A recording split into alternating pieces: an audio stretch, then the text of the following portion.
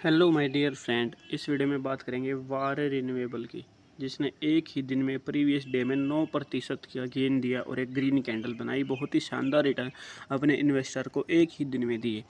अब बात करते हैं दोस्तों यहाँ पे इसके स्टार्टिंग से, चीज़ों को थोड़ा अच्छे से समझने की कोशिश करेंगे।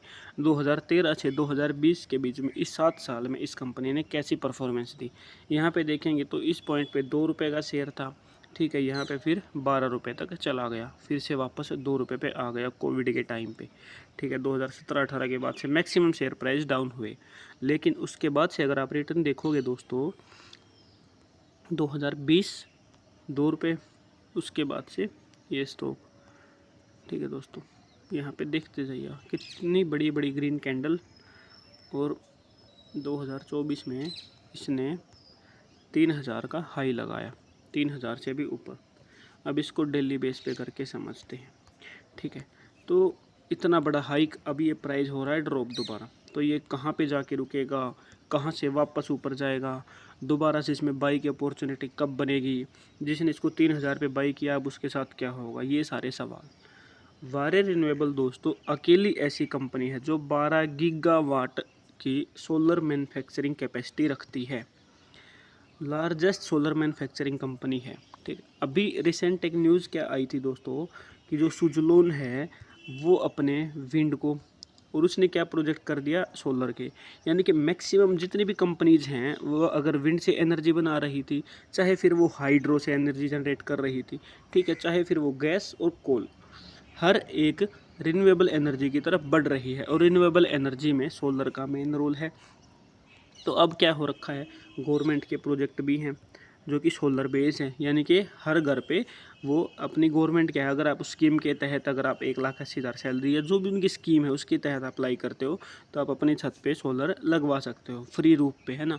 टाटा ने भी इसके साथ पार्टनरशिप की, टाटा पावर ने, तो ये बहुत ज़्यादा प्रोजेक्ट थे, यानी कि सोलर मैन्युफैक्चरिंग की डिमांड बढ़ने वाली है। ठीक है, और अकेली ऐसी लार्जेस्ट कंपनी है जिसके पास 12 गीगावाट की कैपेसिटी है। अगर मेगावाट में से करें तो सिंपल ही 12,000 मेगावाट की कैपेसिटी है इसके पास।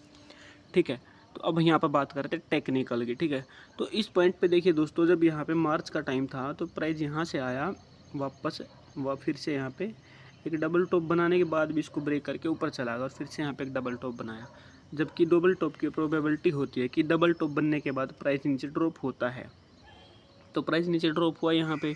ठीक है, उसके बाद यहाँ पे देखिए जो प्राइस ड्रॉप था वो किस रेंज का था, अगर मैं आपको दिखाऊँ तो यहाँ पे 1641 से 1280, 1641 से 1280 पे प्राइस ड्रॉप होके आया। ठीक है, उसके बाद इसको ब्रेक करके 3000 तक गया, उसके बाद नीचे आ गया, इसी को रिस्पेक्ट किया एज ए सपोर्ट और फिर ऊपर चला गया। ठीक है, इसके बाद यहाँ से प्राइस धीरे धीरे ड्रॉप हो रहा है जून के बाद से, लेकिन अभी फिर से इसी पॉइंट को ये सपोर्ट की तरह यूज़ कर रहा है, और उसके बाद जैसा पैटर्न यहाँ पे बना था वही सेम पैटर्न यहाँ पे भी बनाने की तैयारी में है। तो अब अगर इसी तरीके से ये जैसे पहले इसने ब्रेकआउट दिया सेम पैटर्न को फॉलो करते हुए ऊपर जाती है मार्केट है, क्योंकि अगर इसी पैटर्न को देखेंगे जो इन्वेस्टर्स हैं जो टेक्निकल करेंगे तो उनकी मेंटलिटी इसी हिसाब से होगी, और फिर वो उसी के अकॉर्डिंग ऑर्डर लगाएंगे। दूसरा क्या किया है दोस्तों, यहाँ पे अभी जून क्वार्टर में FII 0.8% के लगभग उन्होंने एंट्री ली है, और DII ने 0.01% के आसपास, यानी कि जून में क्या किया है, FII और DII इंस्टीट्यूशंस एक्टिव हो चुके हैं इसमें। प्रोमोटर 74% की होल्डिंग के साथ स्ट्रॉन्ग मालिकाना हक लिए बैठे हैं। ठीक है, अब यहाँ पे आप इस टेक्निकल को देखोगे तो यहाँ पे ये जो रेंज है ना, ये हमारे लिए इम्पोर्टेंट रेंज है। ठीक है, यानी कि इसमें प्राइस इसी तरीके से चल रहा है, तो अब इसको और एग्जैक्ट सपोर्ट रेजिस्टेंस के लिए हम अपना पिवोट यूज़ करेंगे। ठीक है, तो पिवट में आप देखोगे दोस्तों तो भी इसको हम हटा देते हैं। ठीक है, ताकि चीज़ें हमें थोड़ी सी अच्छे से समझ में आ जाए, इसको भी हटा देते हैं, सिर्फ पिवट रखेंगे। ठीक है, तो ये हमारे लिए अब क्या है, इस सपोर्ट लाइन के ऊपर यहाँ से वापस रिट्रेस होने की प्रोबेबिलिटी है, सपोर्ट लाइन के ऊपर आ गया है, यहाँ पे सपोर्ट को ब्रेक किया था, सपोर्ट 2 को रिस्पेक्ट किया। ठीक है, सपोर्ट 1 को ब्रेक करके सपोर्ट 2 को रिस्पेक्ट किया, वापस ऊपर गई मार्केट। यहाँ से अब पॉसिबिलिटीज़ है कि पिवट लाइन पे ब्रेकआउट दे और टारगेट हमारा 1965 मिले, फिर हमारा नेक्स्ट टारगेट जो है वो 2292, लेकिन उससे पहले प्राइस इस रेंज पे, इस प्रीवियस वाले पिवट पॉइंट पे आके रुक सकते हैं 2061 पे। तो अभी आपको क्या करना है, अभी थोड़ा सा इसमें वेट करना पड़ेगा, क्योंकि ये ब्रेकआउट टाइप कैंडल नहीं है जिससे ऊपर जाएगा प्राइस। इसमें भी आपको दिख रहा है कि सेलर एक्टिव रहे हैं, यानी कि अपर साइड वीक बड़ी है, यहाँ पे अपर साइड वीक बड़ी है, सेलर एक्टिव है, तो प्राइस नीचे ओपन हुआ देखिए, ठीक है। उसके बाद भले ही बायर ने ताकत लगाई हो, लेकिन प्राइस यहाँ पे भी नीचे ही ओपन हुआ है, ठीक है। तो ये दो बड़ी ग्रीन कैंडल, तो अभी इस स्टॉक पे आपको नज़र बना के रखनी है, ठीक है।